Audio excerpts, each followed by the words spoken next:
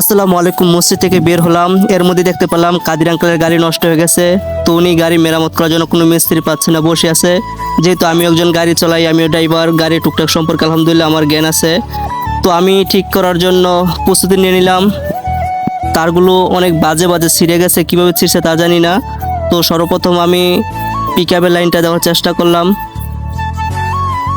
আলহামদুলিল্লাহ পিকআপের লাইনটা দিতে আমি সফল হয়েছি।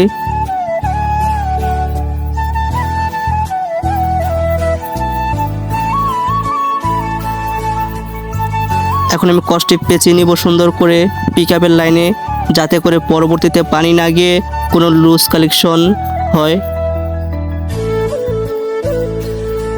পিকআপের লাইন দেওয়া শেষ, এখন আমি কন্ট্রোল বক্স এবং মোটরের লাইনটা দিব।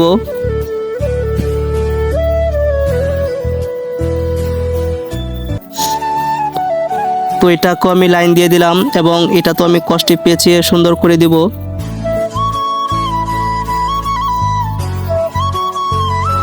আলহামদুলিল্লাহ লাইন দেওয়া শেষ পর্যন্ত এখন আমি চেক করবো কি অবস্থা। আলহামদুলিল্লাহ আমি সাকসেস হলাম। দেখি গাড়ি চলে কিনা। আলহামদুলিল্লাহ গাড়ি চলতেছে, বেগে দিছি তাও চলতেছে আলহামদুলিল্লাহ।